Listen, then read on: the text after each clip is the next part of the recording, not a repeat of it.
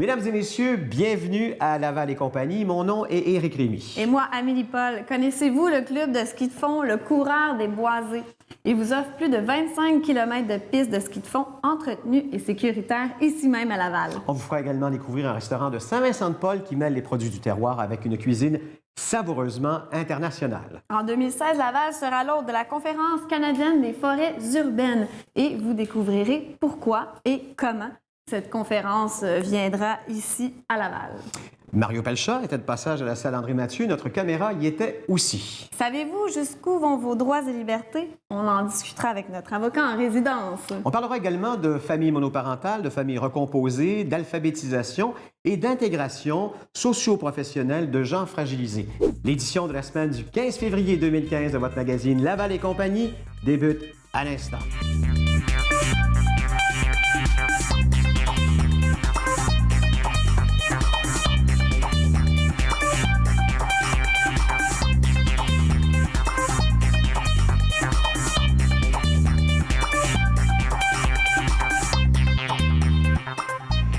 Il nous revient chaque semaine pour nous parler des grandes nouvelles qui vont faire jaser ici à Laval. Il est de l'Écho de Laval, justement, Ghislain Plourde. Bonjour, Ghislain. Bonjour, Éric. On parle de la 19 à 40 ans qu'on attend ça. Est-ce que c'est sur le bord de se faire? On est à environ un mois de l'échéancier pour le dévoilement du rapport du BAP par le ministre de l'Environnement, David Hurtel. Parce qu'il a été déposé, ce rapport-là. Oui, il a été déposé mi-janvier. Il y a 60 jours, donc, pour en faire connaître les grandes lignes. Et donc, on attend le tout pour les environs de la mi-mars, au maximum. La semaine dernière, les maires de la Couronne-Nord ont fait une sortie commune pour convaincre Québec d'aller de l'avant avec ce fameux projet. Comme vous le disiez en préambule, ça fait 40 ans qu'on l'attend, cette fameuse 19. Dans le point de presse la semaine dernière, là où on a eu droit à cette nouveauté, c'est le maire de l'arrondissement Onsic-Cartierville, Pierre Gagné, qui a donné son aval au projet. Lui, son équipe et son parti, celui du maire Denis Coderre. Il faut comprendre que la 19, à la conclusion à Montréal, elle se fond dans l'avenue Papineau, dans cet arrondissement. De là, l'appui à ce projet. Cependant, ce soutien a soulevé l'ire de résidents de l'arrondissement, puisque le projet ne fait pas l'unanimité là-bas, du parti d'opposition à Montréal, Projet Montréal, et de mouvements écologistes, dont la Fondation David Suzuki. Ils ont tous pourfendu le maire de l'arrondissement, Pierre Gagné.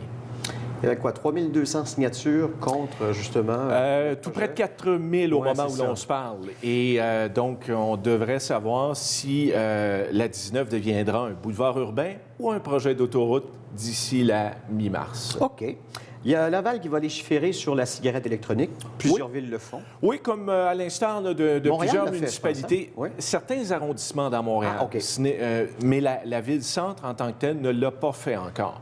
Là, ce qu'on veut faire, c'est qu'on veut, évidemment, créer un projet de loi pour interdire, un règlement municipal pour interdire l'utilisation de la cigarette électronique dans les édifices publics et les véhicules municipaux. Et un peu comme la cigarette traditionnelle, on veut également en interdire l'utilisation dans le fameux périmètre de 9 mètres à toute porte d'entrée des édifices publics. Donc, on va bientôt légiférer sur le vapotage du côté de Laval. C'est drôle, ça, parce que la fumée ou la vapeur qui sort de là est beaucoup moins toxique que celle de la cigarette ou de d'autres choses. Oui, évidemment, les études là-dessus sont multiples. On prend à gauche, on prend à droite là-dessus, mais ce qui semble se dessiner, on veut se standardiser, on veut adopter un règlement qui ressemblera à celui qui est actuellement en pratique pour la cigarette traditionnelle. Je trouve ça correct. Comme ça, il n'y aura pas deux poids, deux mesures. Exactement. Bon, une bande dessinée lavalloise à travers le Québec. Martin le Ninja, c'est le titre de cette BD. Je connais pas. Martin, d'abord, est un comptable dans la mi-trentaine qu'un démon oblige à devenir un guerrier de l'enfer. Donc, style fantastique, science-fiction. Vous savez, les BD de ce style-là au Québec ont la cote en ce moment. Et c'est une création d'un auteur des Basses-Laurentides associé à un commerce de Laval qui est spécialisé dans le genre, qui est très populaire, la boîte à BD. Donc, ils ont créé Martin le Ninja. Ils en sont au tome 6 et 7. Ils ont décidé de commercialiser leurs produits via les dépanneurs et non les librairies.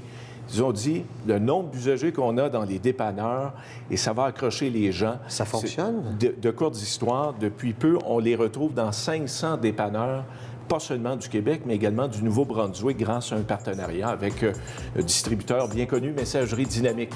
Donc, Martin le Ninja, disponible un peu partout chez nous et au Nouveau-Brunswick dans les dépanneurs. Dans le dépanneur le plus près de chez vous, comme ils disent. Exact. Bon, on peut lire à tous les jours, Ghislain et tes collègues dans l'Écho de Laval. Pour suivre l'actualité quotidienne de Laval, rendez-vous sur votre quotidien web, l'échodelaval.ca.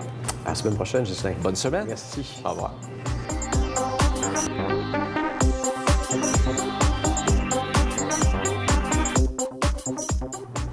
Nous manquons parfois cruellement d'imagination durant l'hiver pour ce qui est d'idées, d'activités à faire. Mais heureusement, nous avons Laurence Coutu-Paquin pour nous inspirer. Heureusement, oui. Heureusement qu'on t'a, Laurence.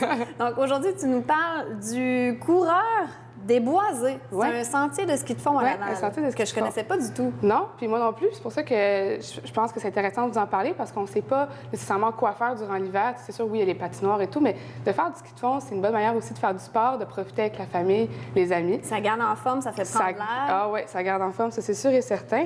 Donc, c'est le club que je vous parle aujourd'hui. Il est quand même là depuis 40 ans C'est dans la fou. ville des Lavallois. C'est quand même pas rien. On le savait, on connaissait pas ça, puis ça fait 40 ans Je qu'il le sais, existe. je le sais. C'est quand même à proximité du milieu urbain, mais on se sent quand même en forêt, puis on se sent dépaysé quand même. On se sent dépaysé même si c'est en ville. C'est ça Exactement. qui est le fun. Et ça se constitue de territoire agricole et de forêt, bien évidemment. Et c'est reconnu justement pour la qualité de ses pistes et parce qu'on peut faire aussi du patin. C'est entre autres pour le ski de fond, mais il y a des aires pour faire du patin également. Il est fréquenté par les familles, mais aussi par les pro-skieurs. Des fois, on pense que c'est juste pour les amateurs et tout, mais il y en a qui vont même se pratiquer Pour s'entraîner. là-bas, ouais, pour s'entraîner. Donc, on a vraiment de tous les genres. C'est vraiment pas juste pour les amateurs, c'est pour tout le monde. Le club, il compte quand même plus de 2000 membres actifs. C'est pas rien quand même. Non, Nous, non. on ne connaissait pas, mais il y a quand même 2000 membres qui le connaissent. Puis c'est reconnu justement, c'est un des plus importants au Québec, quand même. Et tout ça à Laval. On est chanceux, on est tellement chanceux. Le centre aussi, combien tu penses qu'il y a de kilomètres de longueur? Mon Dieu, il y a aussi pour le patin, je sais pas, peut-être 10 km. OK. Je suis loin. Oui, t'es loin, mais t'es pas loin. Je vais t'expliquer comment, OK. pourquoi, mais c'est 25 km. 25 km de piste de ski de fond. Oui, exactement. C'est pour ça qu'on dit qu'il est vraiment important au Québec, parce que c'est un des plus grands, parce que 25 km de ski de fond, c'est quand même pas rien. C'est incroyable qu'on a ça à Laval. Exactement.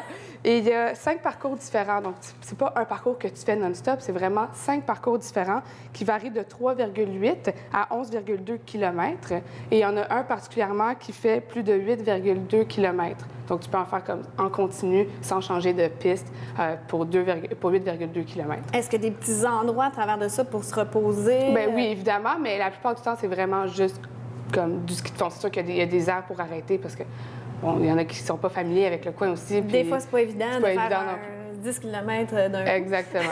Exactement. Le sentier aussi, c'est pour, comme je dis, tout type de niveau de skieur. Il y en a qui aiment ça faire du style classique ou du style libre. C'est vraiment comme pour tout type de skieur. Et il y en a qui y vont en famille, en amis et, comme je te disais, pour s'entraîner. L'abonnement saisonnier, on a certains prix qui varient. Tu peux t'abonner par saison, qui est au coût pour les moins de 65 ans à 55 par saison. Pour les 65 ans et plus, c'est 50 et pour les enfants de moins de 18 ans, c'est gratuit. Mon Dieu, c'est fantastique. En Une famille, activité exactement. familiale, oui. Ça vaut vraiment la peine. Et il y a aussi des laissés-passer quotidiens pour ceux qui ne veulent pas payer à l'année, qui est au coût de 12 C'est pas beaucoup pour Non. avoir une après-midi de ski de fond. Ben oui. Puis, en plus de ça, ils ont souvent des activités organisées. Comme par exemple, là, c'est bientôt le 50 ans de Laval, et ils organisent une activité qui s'appelle Les coureurs de Boisés Fête Laval, aussi simple que ça. Et l'activité est complètement gratuite, donc autant pour les 65 ans et plus que pour les moins de 18 ans. Et il va y avoir des concours, des jeux organisés là-bas, des prix à gagner pour tout le monde. Donc, ça peut être vraiment une belle activité à faire en famille ou avec ses amis. Et ça se déroule le 27 février au dimanche 8 mars. Donc, c'est en plein durant la semaine de relâche. Pourquoi pas aller là durant la semaine de relâche? Mais c'est excellent pour les amoureux de la nature parce qu'on peut voir aussi, c'est rempli de la faune, la flore. Ah, vraiment. Puis ça nous permet justement, comme tu disais tantôt, de sortir dehors puis d'en profiter parce que l'hiver, on a vraiment le goût de juste rester à la maison et de rien faire. Cocooning. Cocooning, comme tu disais, mais non, vraiment, ça vaut la peine. Ça fait de l'exercice, puis ça fait respirer l'air frais. de C'est l'hiver. l'adresse que j'ai ici, 2830 Saint-Ézéard Est, Oui, à Laval. exactement. Bon, on se rend là. Exactement. tout simplement. Puis si vous voulez d'autres informations, tu peux aller Ben, sur la page. coureur de boisé at gmail.com. Exactement. Ou la page Facebook, vous pouvez aller à Laval 50 ans pour plus de détails pour toute la programmation, les activités qui se déroulent. Merci beaucoup, Laurence. C'est fort plaisir. intéressant. ça.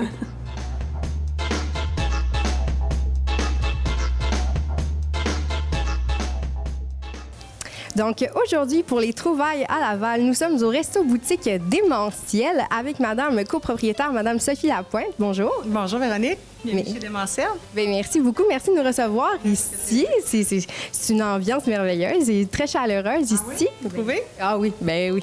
Donc je voulais savoir, en fait, comment est-ce que la resto-boutique Démentiel est arrivée? Comment est-ce qu'il est né? OK, alors c'était un rêve commun, Eric et moi, d'avoir notre propre restaurant un jour. C'est un peu les circonstances qui nous ont amenés ici, c'est-à-dire qu'on a commencé par s'établir dans le quartier en 2008 et y travailler. Et puis on est tombé sous le charme du quartier. On trouvait qu'il y avait beaucoup de cachets, beaucoup d'éléments aussi géographiques intéressants, la rivière, etc. Donc on a eu le coup de cœur et on s'est dit... pourquoi ne pas essayer de trouver un endroit pour démarrer un projet? Et on trouvait que l'offre en restauration était peu diversifiée. Il y a peu de restaurants dans l'Est comparativement à d'autres coins. Puis vous avez un resto, ou justement c'est un resto-boutique. Pourquoi avoir choisi de faire un restaurant et une boutique en même temps? OK. Donc, pour diversifier les services, parce qu'en restauration, surtout un petit resto de quartier comme ça, il y a des creux au niveau je pourrais dire des mois plus tranquilles au niveau des visites en salle. Et on voulait aussi offrir d'autres services, comme le service traiteur. Donc, les gens peuvent venir, il faut le dire, chercher tout ce qu'on fait pour manger sur place ou emporter. On a aussi un volet traiteur de boîte à lunch, de buffet. On fait des ateliers culinaires. Ça démarre très bien là, actuellement, les ateliers culinaires. Donc, des ateliers, des petits groupes. Donc ici, là, on est dans la salle à manger qui peut accueillir environ combien de personnes? 22 places. 22 places. Puis ça, c'est sur réservation ou je peux venir...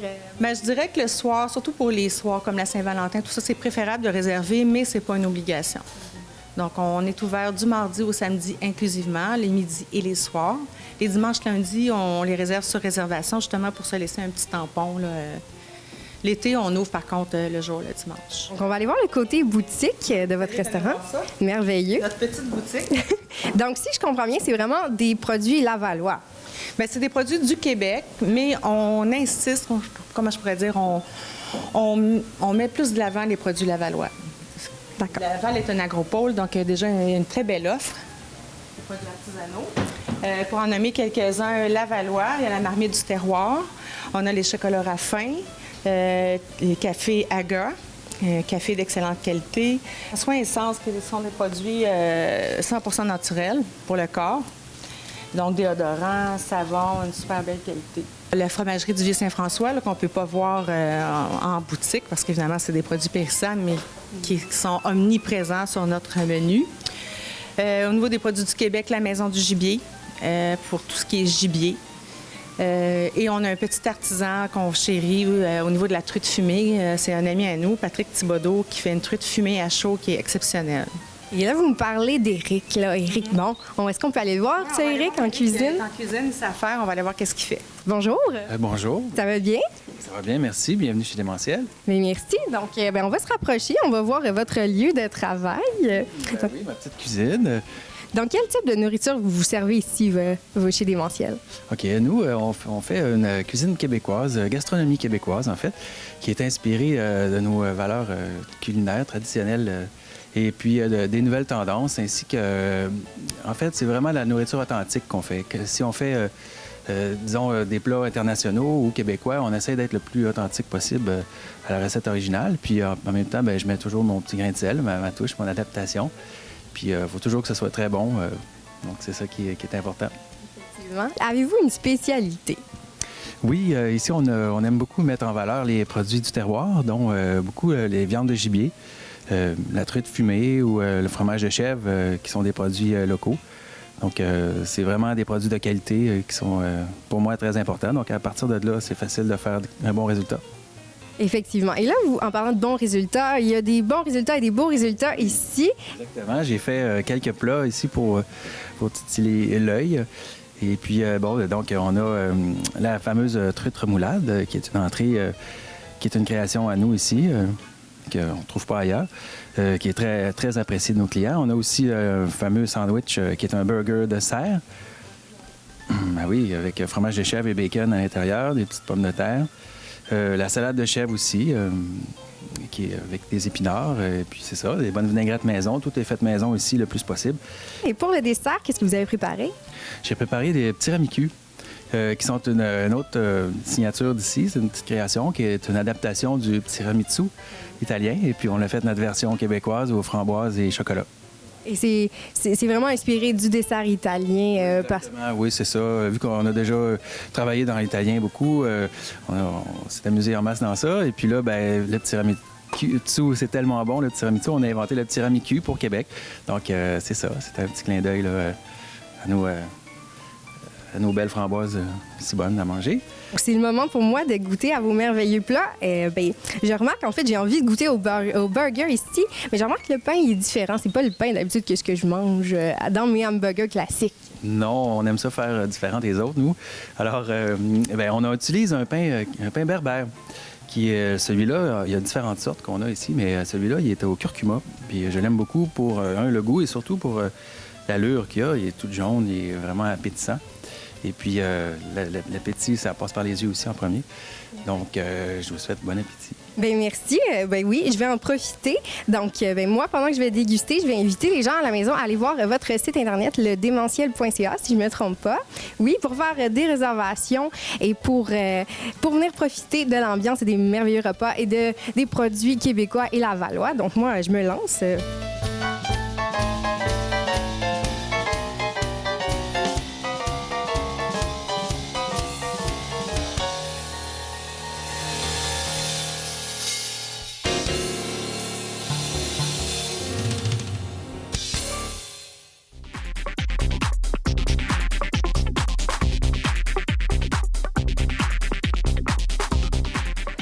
En s'investissant avec d'autres dans la protection d'une forêt près de chez lui, notre prochain invité a non seulement réussi à sensibiliser son voisinage, la ville et même plusieurs centaines de personnes à travers le Canada qui débarqueront en septembre 2016 pour assister à la conférence canadienne des forêts urbaines. Il est vice-président du conseil d'administration de la Corporation de la mise en valeur du bois de l'Équerre. Vous comprendrez que je devais lire ma feuille. Monsieur Carl Delbecq, bienvenue à Laval et compagnie. Est-ce que l'histoire, je la raconte bien? C'est un citoyen sensibilisé au bois à côté de chez lui qui décide donc de s'investir et qui fait boule de neige et qui se retrouve à avoir une conférence canadienne en septembre 2016. Oui, en fait, l'équipe du bois de l'Équerre, elle est fantastique et on cherche par différents moyens de faire parler de nous. Alors, on est ici aujourd'hui un peu grâce à ça. Mais faire parler de nous, pourquoi? C'est pour, en fond, sensibiliser les gens à protéger les différentes forêts urbaines, celle du bois de l'Équerre en particulier. Elle est située où, cette forêt-là, justement? C'est à Laval, en plein cœur de Laval, juste en dessous de Sainte-Rose. Donc, si on prend le boulevard Le Corbusier, le boulevard change de nom, devient le rang de l'Équerre. Et vous êtes rendu dans cette forêt-là. Pourquoi faut-il la protéger? Il faut la protéger parce que c'est un milieu, d'une part, sensible. C'est un îlot vert. On peut parler des îlots de chaleur, donc les endroits où il y a des centres commerciaux, c'est plus chaud. Les endroits où il y a des forêts, c'est plus frais. Mais c'est aussi un magnifique filtre. C'est aussi une occasion pour les citoyens, à peu de distance, d'aller marcher dans une forêt. Il y a des bénéfices pour la santé physique et mentale. Alors, on ne fera pas tout le débat de ce... L'apologie de la forêt. Non, mais il y a beaucoup de bienfaits. Oui. Tant pour les citoyens que pour la communauté en général. Et elle appartient à qui, cette forêt-là? Elle est à 50 environ à Ville de Laval et le reste à des propriétaires privés. Donc, nous, on revendique 225 hectares, donc environ un peu plus de 100 hectares appartient à Ville de Laval. Et on a obtenu un contrat de gestion de Ville de Laval depuis janvier 2014. Des forêts urbaines, il y en a partout à Laval, non? Il y en a une douzaine qui devraient être protégées. Aucune d'entre elles n'est protégée actuellement. Donc ça fait partie de notre mission de faire du bruit. Allez marcher dans vos différentes forêts. Si vous marchez dans votre forêt, vous allez l'aimer. Vous allez vous l'approprier. Et penser peut-être à la protéger, à devenir une sentinelle. Monsieur Delbecq, comment avez-vous réussi à sensibiliser l'administration et je pense aussi également Tourisme Laval? Oui, en fait, on a entendu parler d'une conférence à Victoria à l'automne dernier, en septembre 2014, et on s'est dit, on va y aller à notre compte personnel pour apprendre, dans le fond. Ça, c'est la Conférence canadienne des forêts urbaines. Exact. Elle a lieu à tous les 2 ans à travers le Canada. Ça se promène. En s'inscrivant, on s'est aperçu que les villes peuvent être candidates pour la prochaine édition. Alors, on a fait aller le tambour et on a convaincu Laval à participer, à déposer sa candidature. Et on a accompagné la Ville de Laval dans ce dossier-là, et évidemment avec Tourisme Laval. Bon, qu'est-ce qui fait Tourisme Laval là-dedans? Tourisme Laval, c'est des experts en organisation, congrès, événements. Et dans ce cas-ci, ils nous ont pris par la main, la Ville et nous, et on a développé le cahier de charge, le cahier de candidature avec eux autres. Plus que ça, ils sont tellement bons qu'ils nous ont accompagnés. On a été déposer le dossier de candidature à Ottawa, chez Arbre Canada. Et c'est la première fois en 20 ans que Arbre Canada reçoit un dossier de candidature en personne. Alors, on a fait un wow, et quelques semaines plus tard, on a eu un appel. Venez à Victoria, on va officialiser la chose, ça va être annoncé au grand public en octobre, enfin fin septembre, début octobre. Ça va faire quoi, cette conférence-là? Ça va inviter des experts dans les forêts urbaines, donc des ingénieurs forestiers, des urbanistes, des services des travaux publics des villes à travers le Canada. Il va y avoir des experts, des scientifiques du Canada, mais aussi de l'étranger comme conférenciers. Il va y avoir donc de partage d'informations entre des experts. Je ne suis pas un expert, mes collègues ne sont pas experts, mais l'important, c'est qu'on fasse parler des bienfaits et des avantages et comment traiter ces forêts-là, qu'elles soient un îlot, comme le bois de l'Équerre, ou que ce soit les arbres en bordure de rue. C'est moins mon dada, oui, mais ce sera des éléments contenus dans la conférence. Et ce sera combien de personnes qui débarqueront ici à Laval? On espère entre 300 et 500 personnes. Là, je donne une fourchette assez large, mais ce sera donc des gens de tout le pays qui vont débarquer à Laval. Bon, il faut les prendre, les mettre dans des autobus et les faire marcher dans la forêt du bois de l'Équerre, non? Oui, avec justement, dans l'organisation d'une conférence comme ça, avec Tourisme Laval, on a proposé différents circuits, donc des doublons. Par exemple, les gens de la forêt Papineau vont être jumelés avec le Centre de la nature. Donc, le Centre de la nature, c'est plus développé, c'est plus un parc. Donc, il va y avoir des bois avec des événements ou des lieux. Comme nous, le bois de l'Équerre, ça va être avec le parc de la rivière des Mille-Îles, qui ont canaux et autres activités. Bon, je vais vous donner d'abord différentes façons de communiquer avec les gens, justement, de la Corporation de la mise en valeur du bois de l'Équerre. D'abord, il y a le 514-594-4795 ou communication avec un S, @boisdeléquerre.org. Oui. Qu'est-ce qu'on vous souhaite d'ici septembre 2016, M. Delbecq? On nous souhaite des gens qui s'inscrivent à la conférence, ça c'est clair. On souhaite continuer de faire parler de nous autres et on souhaite aussi remercier Tourisme Laval parce qu'ils nous ont accompagnés, comme je vous l'ai dit. Ils ont des outils fantastiques, ils appellent ça chez eux le simplificateur. Oui, c'est vrai, j'ai été faire le un tour. Simplificateur, écoutez, ils nous suggèrent des lieux à visiter, ils nous suggèrent des lieux pour coucher si on veut organiser un événement. Et ils nous aident à écrire le dossier de candidature. Ils sont fantastiques. En tout cas, ça paraît que vous êtes bien accompagnés et surtout que vous voulez les remercier. Merci, M. Delbecq. Merci beaucoup. Merci.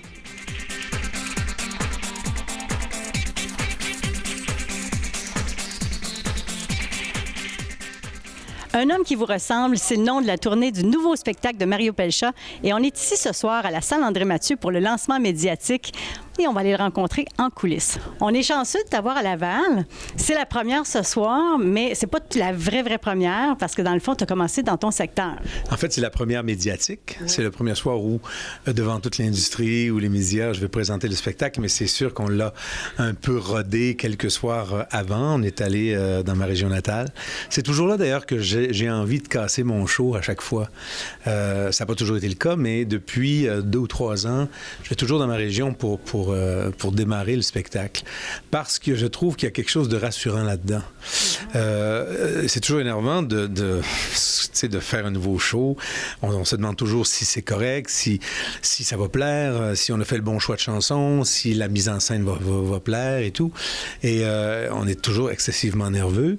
Mais quand je me retrouve chez moi, bon, c'est sûr qu'il y a toujours la nervosité de savoir qu'il y a des gens de chez nous qui s'attendent, hein, qui me mettent, et moi, je me mets la barre haute aussi. Mais je sais aussi que s'il y arrive un pépin ce soir-là, que quand je vais me tourner dans la salle, je vais voir des visages que je connais, de la famille, des amis, des cousins, des proches. Et ça, je trouve ça rassurant. Ça donne un effet plus relaxant même, moins stressant. C'est ça. Qu'est-ce que ça fait comme différence? Dans les premiers temps, tes spectacles étaient complètement différents. Là, aujourd'hui, les gens peuvent s'attendre à quoi? Bien, c'est sûr que le répertoire s'est élargi avec les années, donc ça devient un peu difficile de choisir les chansons et de faire les bons choix. On veut jamais déplaire, hein, bien entendu. Hein, tous les artistes, c'est un peu le propre de l'artiste d'être aimé et de faire les bons choix. Donc, mais j'imagine que tu veux aussi te faire plaisir là-dedans. Oui, bien, il y a ça aussi, mais je fais toujours mon choix en fonction de ce que ça va faire plaisir aux gens aussi. Après 35 ans, je suis à même de connaître mon public. Je sais qui il est, qui sont les gens qui viennent. Certains, je les connais par leur nom, hein, depuis les années. Donc, je sais qu'est-ce qui leur plaît. Puis souvent, on me fait des demandes au fil des années. Donc, là, j'ai pu répondre à certaines de ces demandes-là. Puis, j'ai ajouté une chanson qui n'est pas de moi dans le show, mais c'est une chanson qui a été un gros succès en 2014. Donc, tous les gens la reconnaissent. Puis, jusqu'à maintenant, c'est très apprécié, ça. Alors, je sors un peu de mon répertoire, mais je reste aussi fidèle aux chansons que les gens ont connues et qu'ils s'attendent d'entendre. Puis ce nouvel album-là, c'est Un homme qui vous ressemble, mais ça te ressemble plus encore, parce que tu es reconnu pour être authentique, être toi-même, et là, encore plus que jamais. Bien, je pourrais pas faire autrement, de toute façon. Plus les années passent, et plus j'ai envie d'être ce que je suis dans la vraie vie, en chanson aussi. Chanter du verbiage ou des choses chansons à l'eau de rose ou qui veulent plus ou moins rien dire, ça m'intéresse plus. C'est sûr que quand on arrive dans le métier, on nous propose des chansons qui sont à l'image de ce qu'on est. C'est évident qu'à 20 ans, on peut pas chanter les mêmes propos qu'on peut chanter à 50 ans. Là, il y en a justement qui ont pas plus de sens, mais qui ont un sens particulier, justement. La chanson La maison de l'amour. Mm-hmm. Ben, depuis longtemps, j'avais envie de faire une chanson à mes parents. Au départ, ça se voulait une chanson pour mon père, puis au fur et à mesure que j'écrivais, j'incluais ma mère là-dedans, parce qu'elle est... Dès que je pense à mon père, ma mère est jamais très loin. Alors, c'est devenu une chanson pour eux. Et c'était plus que le temps que je sois reconnaissant vis-à-vis de tout ce qu'ils m'ont donné. En fait, l'album Un homme qui vous ressemble, c'est comme un album de reconnaissance. Mm-hmm. C'est ce que je dis souvent. C'est un merci à mes parents, c'est un merci à mon épouse qui est là, c'est un merci au public, c'est un merci à la musique qui a fait de moi ce que je suis, qui fait de nous tous ce que nous sommes. On ne pourrait pas vivre sans musique. Là, tu avais envie de t'impliquer un peu plus. Tu as écrit 4 chansons sur cet album-là? Mais j'ai fait seulement 4 textes. Contrairement à ce que j'ai fait dans le passé, je ne me suis pas impliqué plus sur celui-là, mais davantage sur les autres auparavant. Là, il y a plus de collaboration, finalement. Oui, puis je dis, tu sais, je le regrette pas. Je fais comme un visage, comme s'il y avait du regret, mais c'est que j'ai toujours dit dans le passé que j'irais tout le temps en écrivant davantage, mais c'est par manque de temps que je suis pas arrivé à écrire comme j'aurais voulu le faire sur ce disque-là.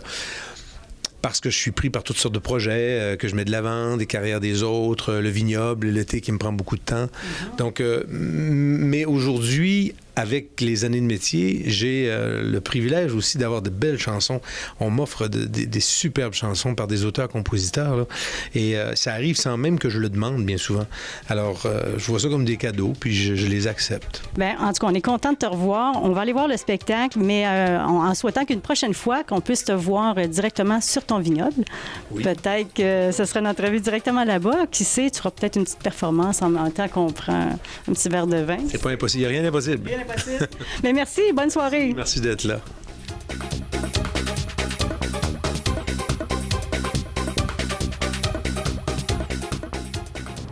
Les terrariums sont la nouvelle tendance végétale qui a commencé à faire fureur au Québec.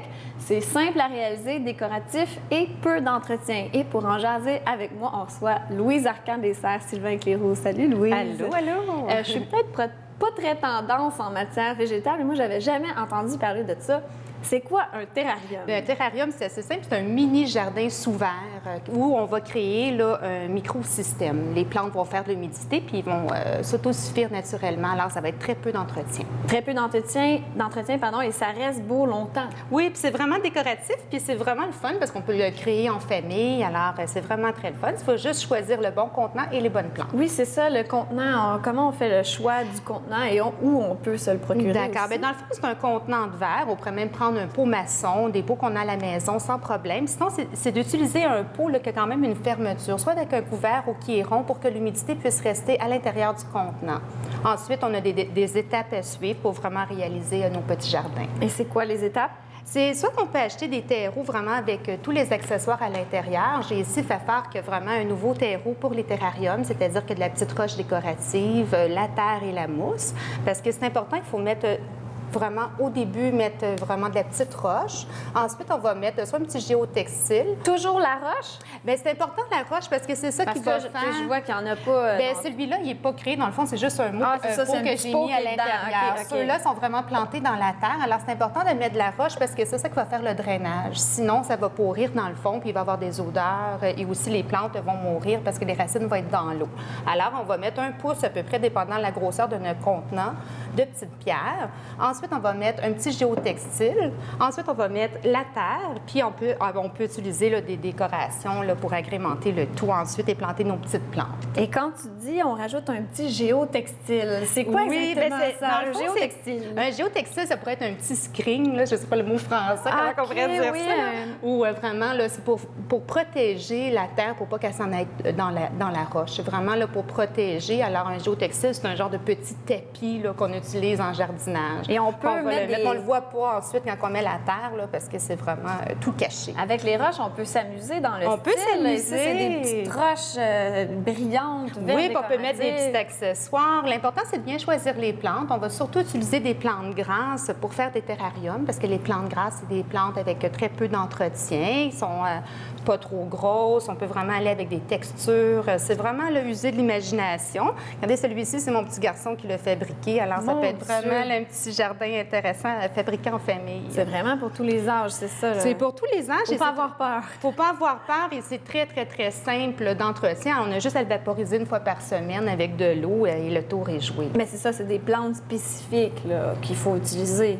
Bien, il y a plein de choix. C'est vraiment d'aller voir, si on n'est pas sûr, d'aller en jardinerie. On va vraiment vous conseiller quelles plantes utiliser parce qu'on peut utiliser des variétés de fougères, on peut prendre même des cactus, des plantes grasses, il y a des plantes épiphytes.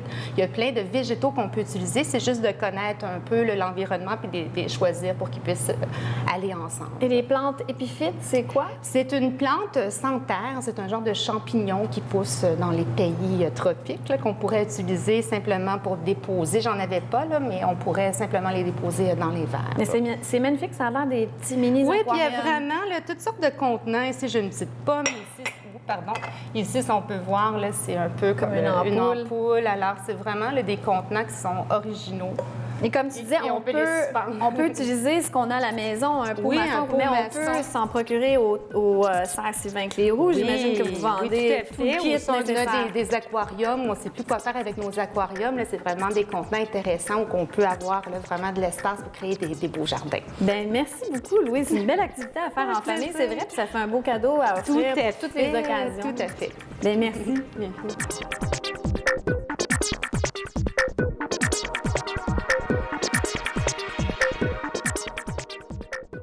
On a la chance de découvrir un jardin tout à fait unique, celui d'un organisme dévoué à offrir différents services à ceux dans le besoin. On se trouve présentement au Jardin de la Famille et je suis accompagnée de la directrice générale, Ève Lacourcière. Bonjour et merci de m'accueillir ici. Bonjour Catherine, ça me fait plaisir.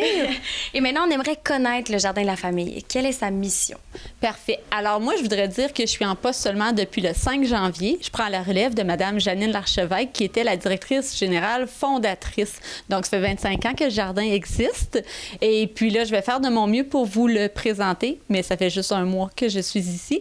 Donc, le jardin, notre mission, nous, c'est qu'on fait de l'alphabétisation, puis on offre des services d'intégration socio-professionnelle pour les personnes marginalisées, fragilisées. Donc, déficience intellectuelle, problèmes en santé mentale, psychologique et aussi parfois une clientèle immigrante. Et là, comme on est ici aujourd'hui, on veut découvrir les lieux parce que vous avez vraiment différents secteurs d'activité. Oui. Alors, vous me permettez, vous allez me faire une petite tournée? On y va. On y va. Parfait. Alors, je t'invite à rentrer dans une salle de classe. Bonjour. Bonjour, bonjour.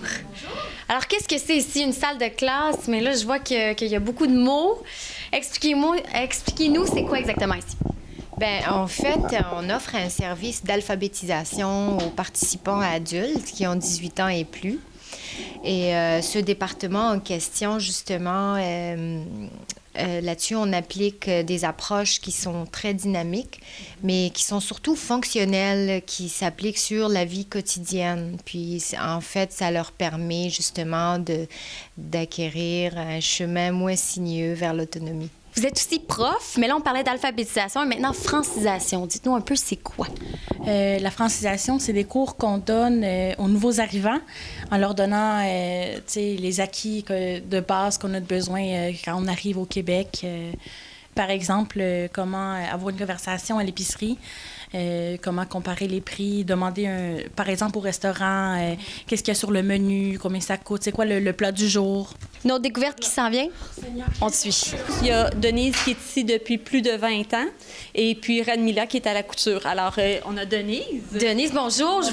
On a ici plein de chandelles, des bijoux. Des bijoux qui, c'est toutes des dons. OK. Puis les bijoux que je reçois, je les nettoie et je les prépare pour la vente.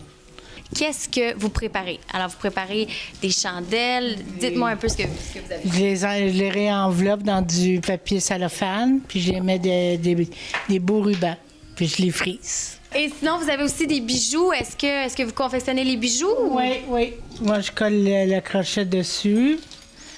Je prends mon petit carton, je le broche, puis je colle mon crochet là, pour l'accrocher mieux. Puis je mets le tampon du jardin de la famille dessus. Pour dire c'est qui l'a fait. Oui, c'est pour d'où ça vient, puis si le monde ils veulent avoir le numéro de téléphone. On aime ça. Merci. T'es indispensable pour le jardin de la famille. Merci beaucoup, Denise. Bienvenue. Alors, Catherine, ici, je t'amène dans le département de la couture. Donc, on a une couturière qui travaille avec nous. Je vais te la présenter. Bonjour! Je me présente. Je suis trop curieuse. C'est comme la transformation se fait ici. Vous avez du linge. Oui. Oui. Alors, vous confectionnez le linge des dons que vous recevez? Comment ça fonctionne quand on a les dons de vêtements qui sont, par exemple, brisés, il y a le bord qui est décousu, il y a des boutons qui manquent, les fermetures éclairs sont brisées, je les change. Parce que sont belles et sont encore dans bon état. Pour qu'ils soient comme neufs lorsque vous allez pour le donner, les redonner. Plus, et pour récupérer, bien sûr, les morceaux qui sont très belles, pourquoi pas. L'autre côté, quand on a les dons de tissus, je fabrique certaines choses, comme ici, on a les exemples. C'est votre création, ça? C'est ma création originale et ça va être vendu dans la boutique. Votre fripe boutique? Oui. Aussi, quand on reçoit certaines laines ou Fentex, je fais le crochet des petits pantoufles pour donner le patron aux autres madames, parce que je sais qu'il y a beaucoup de madames à Québec qui ont besoin beaucoup de pantoufles. Hein? Et comment vous aimez ça, être au jardin de la famille? J'adore. Oui. J'adore parce que bientôt, je vais commencer aussi les cours de couture avec les dames. Et c'est toujours un grand plaisir parce que ici, on est autonome, on est respecté pour les choses qu'on fait. Et je me sens très utile, pas seulement pour la compagnie ici, mais pour ma planète. Merci beaucoup. De rien, c'est un grand plaisir, ma chère. Vraiment un grand plaisir. Alors, Catherine, comme tu es en train de découvrir, le Jardin de la famille s'autofinance beaucoup par la friperie. Donc, on reçoit les dons. C'est très important pour nous. On appelle à vos dons. On en a besoin. Continuellement, tout au long de l'année. Oui. Donc, tu vois ici, ensuite, on récupère les métaux. Et voilà, comme ça. Là, j'enlève le cuivre. Esther, tu veux expliquer à Catherine ce que tu fais? Je ramasse, je dépoche le linge, je m'en vais chercher les poches de linge que le monde ils ont donné, oui. Mais je prends ça de là-bas, je mets sur ma table, puis là, je regarde si le linge est bon ou non. C'est quoi l'étape ici maintenant? C'est la sélection. Je te laisse Marie-Reine expliquer par elle-même. Bonjour, c'est Marie-Reine. Je suis dans la sélection. La sélection ici, c'est le département d'inspection. Je regarde le produit final après avoir passé toutes les étapes. Je regarde s'il manque des boutons, si c'est déchiré, si c'est vendable. Et après ça, s'il manque des boutons, on a une couturière. J'ai dit que ce que le défaut est, avec un petit papier, puis je l'envoie en haut. S'il est parfait, c'est à ce point-là, je dois décider si on va le vendre. Merci beaucoup. Merci à toi. Comme tu vois ici, Catherine, au fond, on a des participants qui vont détruire les appareils électroniques qui ne fonctionnent plus parce qu'on récupère toutes les pièces. Ouais. Rien n'est perdu, c'est ça que vous me dites. Le moins possible. Vraiment, on récupère tout ce qu'on peut. Alors, ici, c'est le local qu'on a souvent appelé l'atelier des jouets, qui est l'atelier de développement socio-professionnel. Alors ici, les participants vont faire des petites tâches minutieuses. Donc, je vais vous laisser Annie vous expliquer ce qui se passe dans son local. Annie? Bonjour. Enchantée. Alors, comment est-ce que vous confectionnez les jouets ici? Bien, ici, principalement, les dons arrivent, puis nous, on doit trier, on doit laver, on doit tout mettre dans des sacs, dans des différents contenants transparents pour que ça puisse ensuite être vendu au magasin. Donc, toute la marchandise, tout est traité ici, là, autant là, trier, vérifier, laver, tout ça se fait à partir d'ici. OK.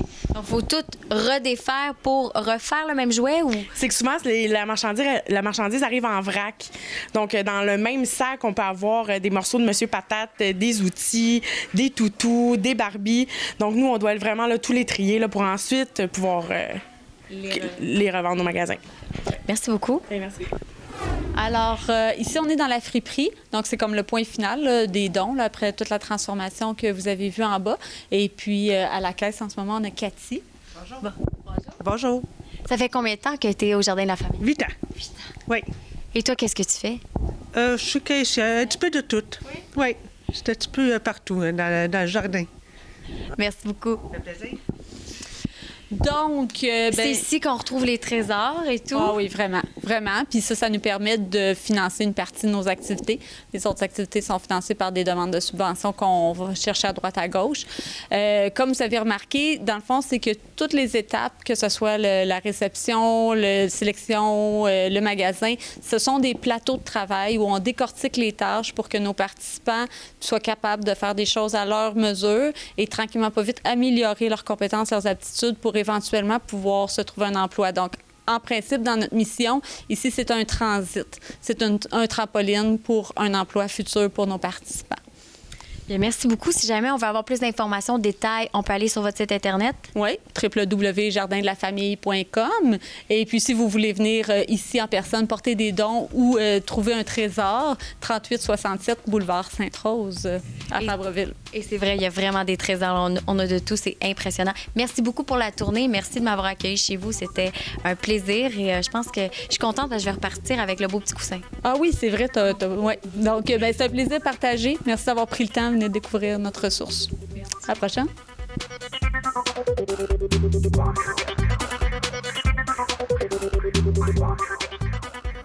À compter du mois prochain, il sera l'animateur d'une toute nouvelle émission qui sera diffusée sur TV Laval qui a pour nom Justice citoyenne. Il est notre avocat en résidence, Maître Sylvain Lamarche. Bonjour Sylvain. Bonjour Éric.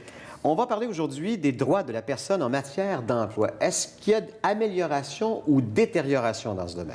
On sait que depuis quelques années, au niveau du contexte de la mondialisation du travail, il y a eu une précarisation, selon certains organismes, une précarisation de l'emploi qui ont touché davantage les femmes, les travailleurs immigrants.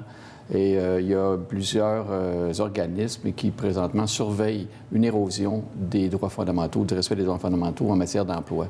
Donc, de là, l'importance d'appuyer là-dessus, là, parce qu'on s'en fait passer des petites vites, comme on dit. Il y a des organismes, présentement, qui... d'ailleurs, on a célébré récemment l'anniversaire de la Charte des droits et libertés de la personne.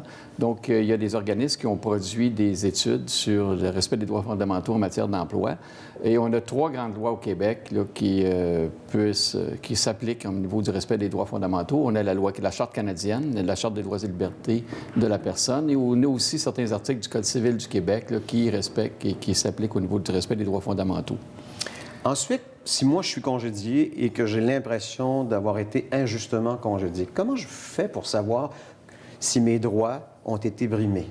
En fait, il y a 3 grands principes de droits fondamentaux qui s'appliquent en droit du travail. On a le droit à l'intégrité de sa personne, on a le droit à la vie privée et on a le droit aussi... À l'égalité. À l'égalité, bien sûr. Donc, le droit à l'égalité, c'est nul ne peut être discriminé à l'emploi à cause là, de sa race, de son sexe, de sa couleur ou de sa grossesse. Et au niveau du droit à l'intégrité, on a aussi des gens pour lesquels, je vais donner un exemple, au niveau des examens pré-embauche en cours d'emploi. Donc, les salariés sont protégés et on encadre les examens d'embauche, soit au niveau du pré-embauche ou en cours d'emploi. Et ces examens physiques-là devront être faits uniquement là, si ça s'applique au cas particulier de l'emploi. C'est-à-dire qu'on ne peut pas me discriminer si j'ai une condition médicale particulière, c'est ça? En fait, il y a une obligation d'accommodement qui existe. Il y a des critères que la jurisprudence a établis au niveau de l'obligation d'accommodement. Mais il y a aussi d'autres aspects. On parlait tantôt de respect de la vie privée.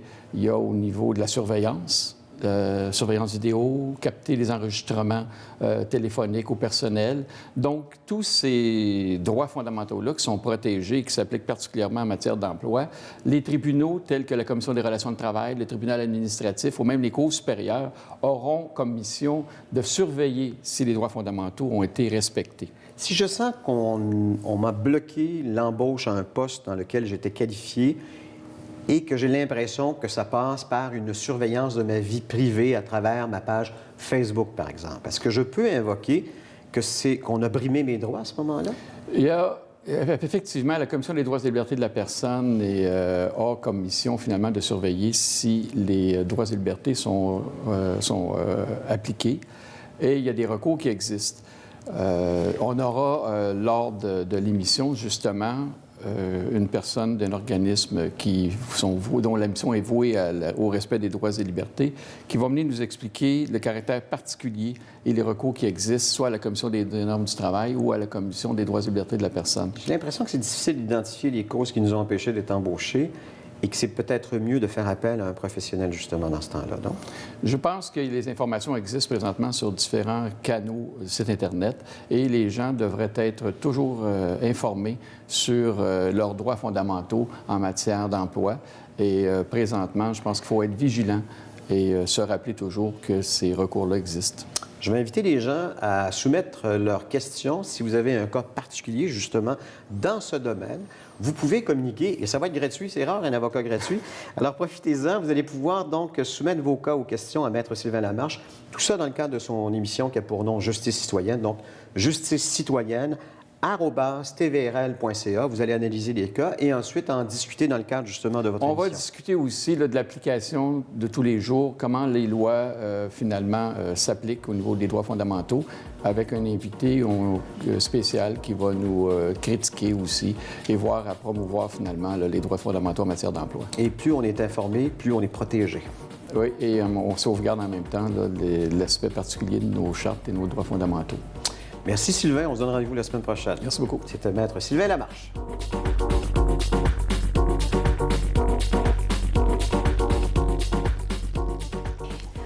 Nous sommes au regroupement des familles monoparentales et recomposées de Laval, RFMRL. On se retrouve dans le fond dans l'ancienne école Le Sorbier. On va aller voir, il y a la secrétaire qui est ici qui pourrait nous dire quelques mots sur c'est quoi le regroupement en tant que tel. Alors, suivez-moi. Alors ici, nous avons Véronique qui va nous parler de la famille recomposée et monoparentale, le regroupement en tant que tel. C'est quoi cette bébite-là de regroupement, s'il te plaît, Véronique? Éclaire-moi. En fait, le regroupement des familles monoparentales, c'est une très belle bébite qui existe depuis le 18 octobre 1972.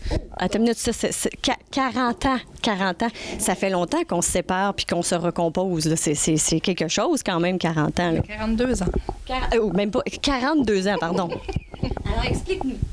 Donc, le regroupement des familles monoparentales, qui est un organisme communautaire à but non lucratif, aide les familles qui vivent la séparation ou la recomposition sous forme de relations d'aide individuelles, d'ateliers de groupe, les cafés-échanges qui sont toujours avec des thèmes reliés à la séparation ou la recomposition, tels que la dépendance affective ou des thèmes reliés à la routine, la discipline.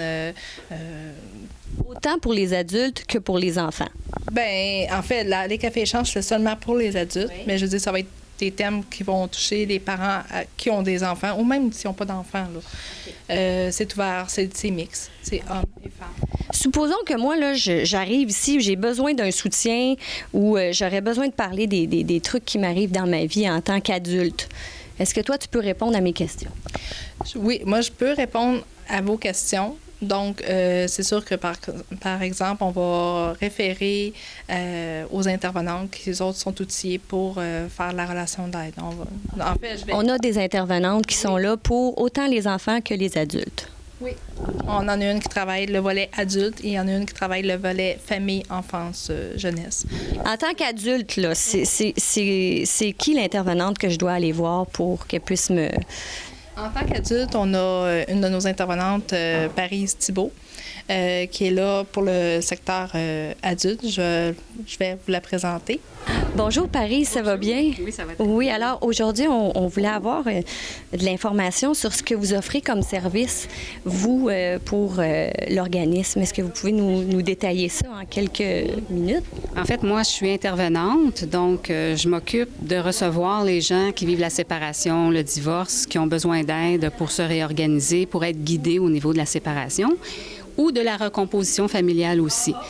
Donc, le premier service, c'est de rencontrer la personne en individuel et de pouvoir cibler c'est quoi les difficultés, pouvoir leur donner des outils pour qu'ils puissent se réorganiser de façon adéquate pour les enfants. Donc, on aide autant les parents que les enfants. D'accord. Et là, vous avez aussi des cafés-échanges, si je comprends bien. Vous avez des cafés-échanges où on peut venir à tous les mois, puis il y a des thèmes différents qui se produisent à tous les mois, c'est ça? Oui, effectivement. C'est des rencontres où tous nos membres peuvent venir assister et il y a toujours un thème différent à chaque fois. C'est le soir, les fins de semaine, le jour? Oui, c'est le jeudi soir de 7h à 9h30. Donc, étant donné que les gens travaillent, on fait ça le soir pour être plus accessible. Donc, le but, c'est de parler, de discuter du thème, comme par exemple la dépendance affective, de pouvoir comprendre c'est quoi, si c'est une difficulté qu'on vit. Et l'animatrice, il y a une intervenante qui anime les rencontres, peut leur donner des trucs, des outils.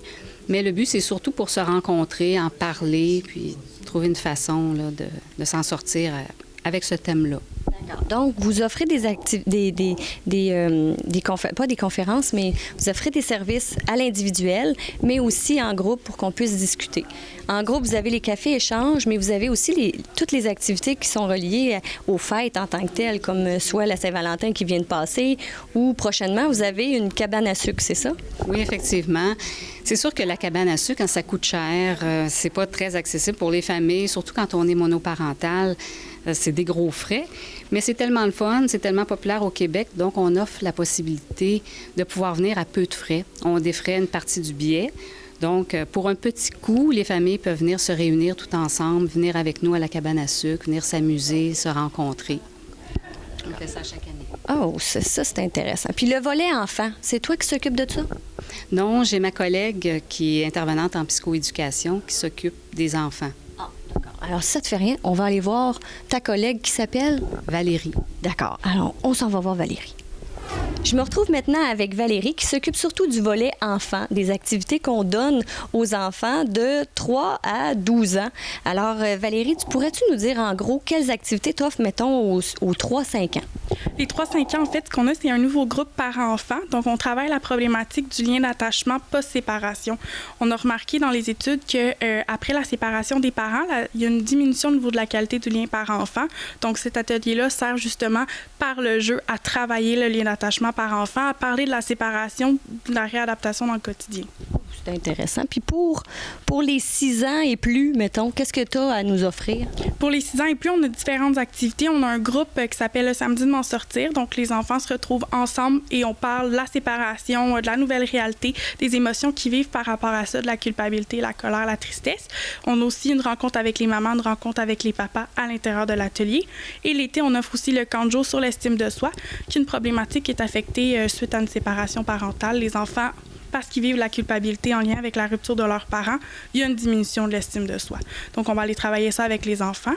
Puis aussi, tout le volet relation d'aide qu'on offre aussi aux enfants à partir de 3 ans. Donc, des rencontres en individuel avec moi où est-ce qu'ils ont un lieu neutre pour s'exprimer, parler, poser des questions en lien avec la transition familiale. C'est vraiment intéressant. Merci beaucoup, Valérie. Alors, on parlait tout à l'heure de camp de jour pour les familles recomposées et monoparentales. J'ai ici une spécialiste. Alors, bonjour, Madame la spécialiste. Bonjour. Votre nom, s'il vous plaît? Adélie. Alors, aujourd'hui, tu es ici pourquoi, toi? Pour parler du camp. Du camp? Le camp L'estime de soi? Oui. Qu'est-ce que ça veut dire, l'estime de soi, tu sais? Eh bien, ça... Mais... Ça veut dire, eh bien, il faut avoir confiance en nous. Toi, tu es venue ici au camp, là? Oui, j'étais venue au camp. Oui. Parce que moi, ça me tentait de m'amuser avant de partir à l'école. Ah, OK. Puis, t'étais-tu venue toute seule? Non, j'étais venue avec ma sœur Coralie. C'est ma fausse sœur. Ta fausse sœur, ça veut dire quoi, ça, une fausse sœur? Eh bien, c'est comme... c'est un... c'est ma... C'est que je sais pas comment l'expliquer. C'est la fille du chum de ta mère, peut-être? Oui. Ah, OK. Fait que vous étiez venues toutes les deux ensemble ici? Oui. Puis vous avez aimé ça? Oui. Qu'est-ce que vous avez fait comme activité? On a joué au diamant, au ballon chasseur. Puis on a joué à boulette. T'as-tu fait aussi de l'escalade? Ouais. Puis, y avait-tu des trucs à ressort ou... Il y avait des kangourous. Des kangourous. OK. Ça, t'avais-tu beaucoup aimé ça? J'ai aimé ça. Oui. Toi, pour te rappeler qu'il faut que tu aies confiance en toi, as-tu un petit rappel, un petit quelque chose? Oui, j'ai un bracelet qui est écrit « Estime-toi ». Qu'est-ce que ça veut dire, ça? Eh bien, il faut avoir confiance en nous. Parce que si... on dit qu'on n'est pas bon, on n'est pas bon. Puis si on dit qu'on est bon, eh bien, on est bon. Ah, d'accord. As-tu l'intention de revenir au camp? Oui. Oui. Avec Valérie? Oui, puis avec ta sœur, peut-être? Oui. Puis tes frères et sœurs prochains? Oui. Oh, excellent. Merci beaucoup, Adélie. Voilà, c'était Valérie Patry pour le regroupement des familles monoparentales et recomposées. Si vous voulez plus d'informations, vous pouvez soit téléphoner au 450-622-0524 ou aller tout simplement sur rfmrl.org. Merci. Eh bien, voilà qui conclut notre émission. Vous aimeriez que l'on parle de vos événements, de votre entreprise, de votre association. Il y a différentes façons pour communiquer avec l'équipe de Laval et compagnie. Oui, soit par téléphone au 450-490-4089 ou par courriel à info@tvrl.ca. Si vous désirez revoir ou partager nos émissions sur le web, prenez note qu'elles sont toutes en ligne à tvlaval.com ou sur YouTube. Bien, merci à tous nos invités qui sont venus en studio et également nos excellents chroniqueurs et notre équipe de réalisation et de production. On se donne rendez-vous la semaine prochaine, mais n'oubliez pas en terminant qu'une ville, peu importe sa taille, ceux qui la gardent vibrante et vivante sont ceux et celles qui l'habitent, s'en occupent et s'en préoccupent. Nous, on se voit dans 2 semaines. Je te retrouve dans 2 semaines. OK. Au revoir tout le monde. À dans 2 semaines pour elle puis moi la semaine prochaine. Je vais m'ennuyer de vous. Oh ben oui, mais c'est correct. Tu vas voir, ça va vite passer. Ouf.